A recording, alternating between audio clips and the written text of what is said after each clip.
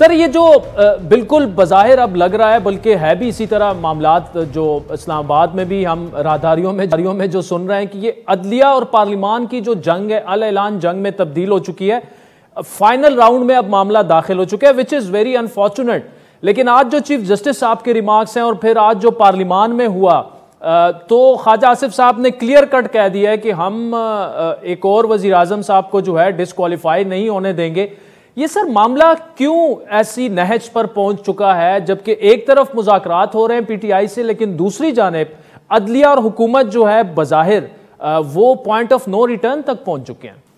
बहुत शुक्रिया आदिल, आपने बड़े अहम इशू से आगाज़ किया है प्रोग्राम का।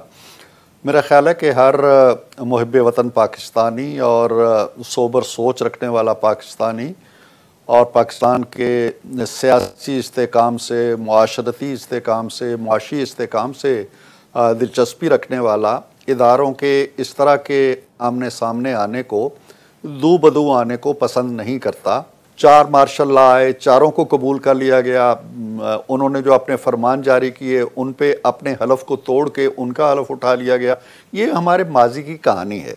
अब ये जो कज़िया शुरू हुआ है, मैं पुरानी दास्तान को नहीं बयान कर रहा, ये कज़िया कहाँ से शुरू हुआ है?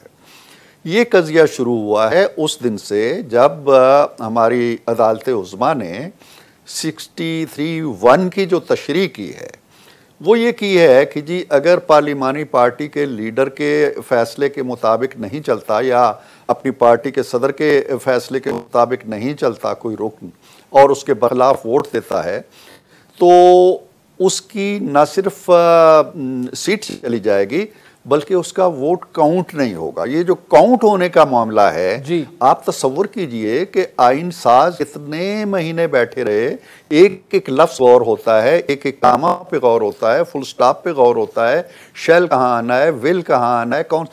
वो ये नहीं लिख सकते थे जी कि वो जब नायल होगा तो उसका वोट काउंट नहीं होगा। एक जुमला ऐड करते हुए उन्हें क्या तकलीफ होनी थी? वो जुमला अदालत उज़्मा ने ऐड कर लिया। उस जुमले का बराह रास्त फ़ायदा हुआ इमरान खान साहब को, बराह रास्त नुकसान हुआ हमज़ा को।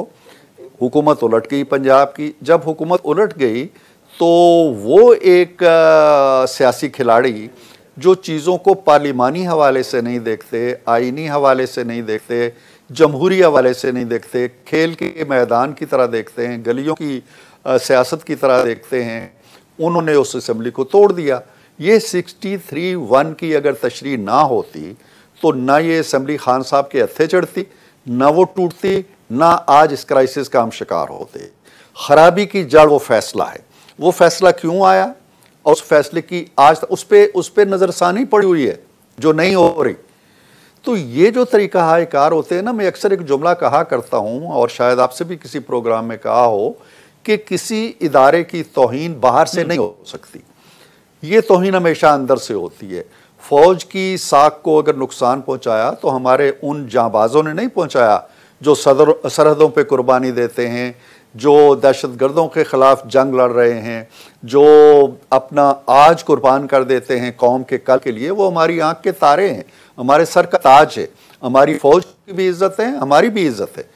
फ़ौज को रुस्वा करते हैं डिक्टेटर्स जो अपने मफाद के लिए आते हैं और पूरी फ़ौज की साख को ख़राब करते हैं।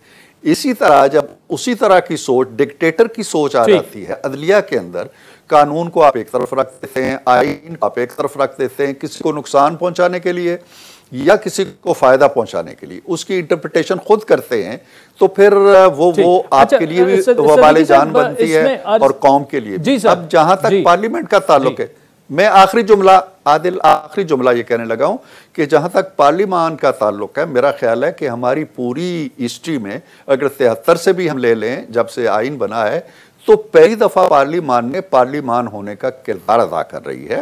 पार्लिमान तमाम इदारों की माँ है, वो अदलिया हो या कोई भी इदारा हो, वो उस माँ की कोख से पैदा होता है। जज अगर आज 17 हैं या 15 हैं तो इसलिए हैं कि हमने कहा है कि ये 15 होंगे या 17 होंगे। उनकी तनख्वाहें हम तय कर रहे हैं, उनकी शरायत मुलाजमत हम तय कर रहे हैं, वो कब रिटायर होंगे हम तय कर रहे हैं, वो खुद ही तय कर सकते। इसलिए एक इदारे के तौर पर उसका वकार, उसका एहतराम ये तकाजा करता है। अब वो पार्लियामेंट से कहते हैं जी कि हमें इतने दिन का रिकॉर्ड दो, तुमने क्या बातें की थी।